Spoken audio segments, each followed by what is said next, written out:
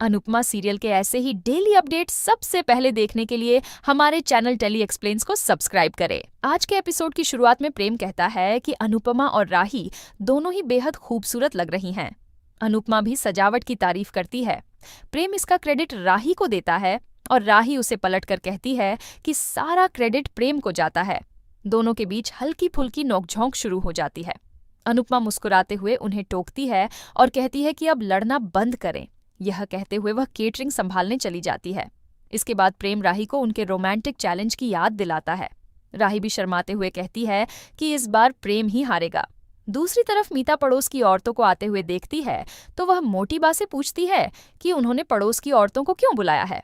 मोटी बा कहती हैं कि ये मजबूरी में करना पड़ा।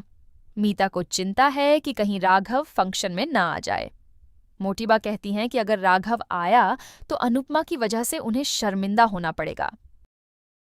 सभी औरतें जब अनुपमा से मिलती हैं तो राही और माही को गोद ली हुई बेटियां कहकर ताना मारती हैं। अनुपमा पूरे आत्मविश्वास से जवाब देती है कि राही और माही मेरी बेटियां हैं, अब आप खाना एंजॉय करिए। दूसरी तरफ प्रेम, राही, माही और आर्यन मजाक कर रहे होते हैं। राही कहती है कि मैं माही को मेहंदी लगाऊंगी। इस पर प्रेम कहता है कि मैं भी अपने भाई को मेहंदी लगाऊंगा। सभी हंसी मजाक कर रहे होते हैं। अनुपमा ये सब देखकर खुश होती है। ख्याति अनुपमा के पास आती है और दोनों अपने बच्चों को हंसता देखकर खुश होती है। अनुपमा ख्याति से अनुरोध करती है कि माही और राही से कभी कोई गलती हो जाए तो माफ कर दे। इस पर ख्याति कहती है कि माही और राही मेरी बहू नहीं बल्कि बेटियां हैं। अनुपमा ख्याति का धन्यवाद करती है। दूसरी तरफ लीला और मोटीबा के बीच साड़ियों को लेकर बहस छिड़ जाती है। मोटीबा कहती है कि महंगी साड़ी बेहतर है, जबकि लीला सस्ती साड़ी को अच्छा और सुंदर बताती है। दोनों अपनी बहस में पराग को बुला लेती है और पूछती है कि दोनों में से ज्यादा सुंदर कौन लग रही है।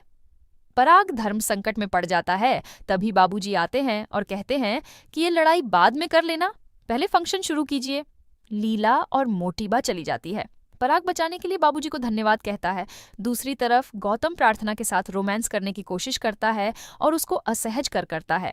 तभी अंश वहां आता है। अंश कहता है कि उसे मेहंदी लाने के लिए भेजा गया है। वह जाने लगता है। तभी प्रार्थना मेहंदी लेकर चली जाती है।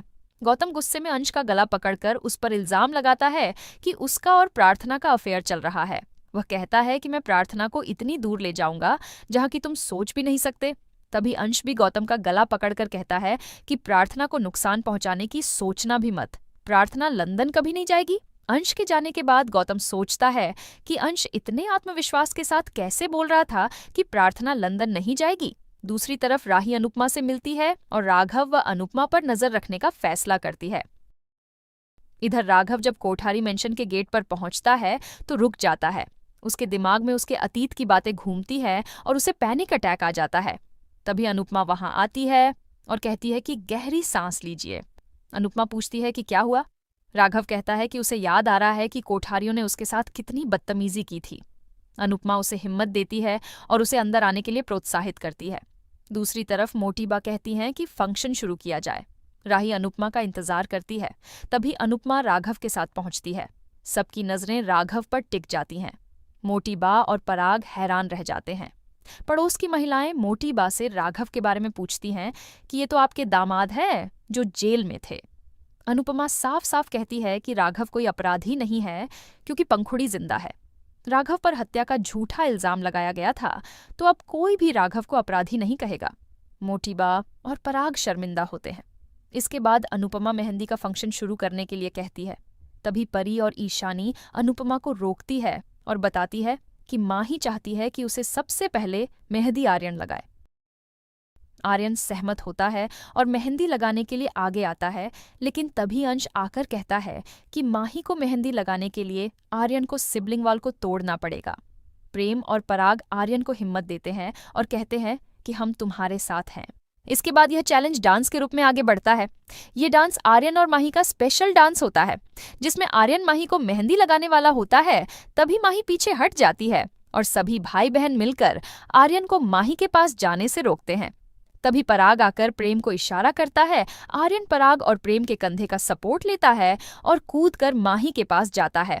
आर्यन माही को मेहंदी लगाता है और सभी काफी खुश होते हैं।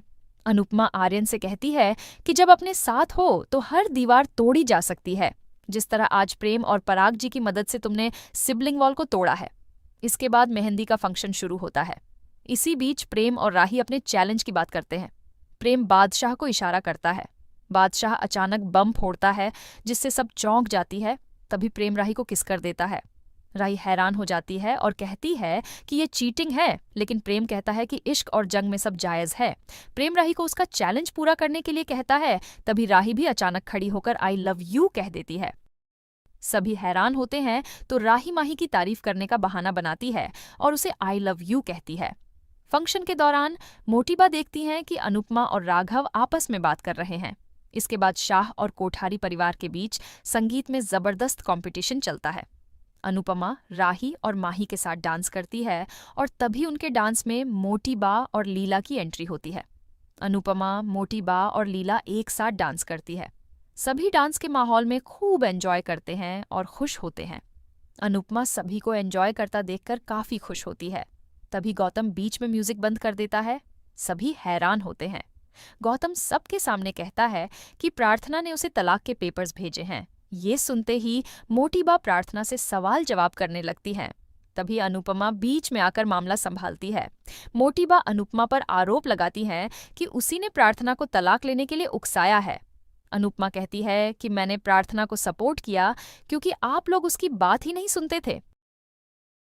इसी बीच पड़ोस की औरतें बातें करने लग जाती हैं तो मोटी बा उन पर गुस्सा करती है। वे औरतें मोटी बा पर ताना मारती हैं और चली जाती है। इसके बाद गौतम कहता है कि मेरी इतने सालों की सेवा का मुझे ये सिला मिला है। मैं अपने परिवार को छोड़कर यहाँ रहा ताकि डैड की बिज़नेस में मदद कर सकूं। मैंने प्रार्थना की, हर जिद मानी और इसका परिणाम मुझे ये तलाक के कागज के रूप में मिला है।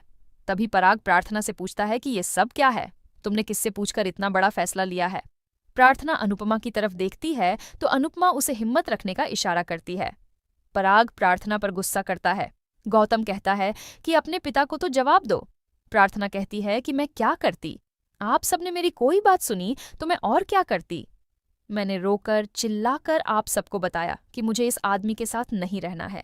ये मुझे मारता है, धमकाता है, लेकिन आप सबने मेरी कोई बात नहीं सुनी, उल्टा मुझे इसके साथ लंदन भेजने का सोच लिया। प्रार्थना भावुक होकर कहती है कि जमाई के सामने किसी को बेटी के आंसू क्यों नहीं दिखते? जमाई की इज्जत करने के चक्कर बेटी को नजरअंदाज क्यों कर दिया जाता है? बेटी का दर्द मायके वाले क्यों नहीं समझते? कोई मेरी बात नहीं सुनता तो मैं और क्या करती? ये घर छोड़कर चली जाती या जहर खा लूं? प्रार्थना की बातों से मोती बा और पराग दुखी होते हैं। गौतम अनुपमा को घूरता है और इसी के साथ एपिसोड खत्म हो जाता है। अगले एपिसोड में देखने को मिलेगा कि अनुपमा गौतम को पीटती है और कहती है कि मेरे बच्चों की तरफ आंख उठाकर भी मत देखना।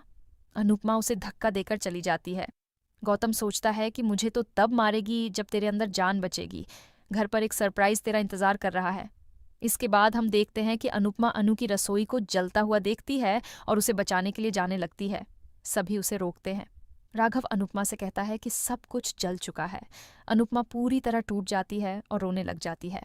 आज का एपिसोड आपको कैसा लगा हमें कमेंट करके ज़रूर बताएं। साथ ही ऐसे ही डेली अपडेट्स के लिए इस वीडियो को लाइक करें और हमारे चैनल को सब्सक्राइब ज़रूर करें।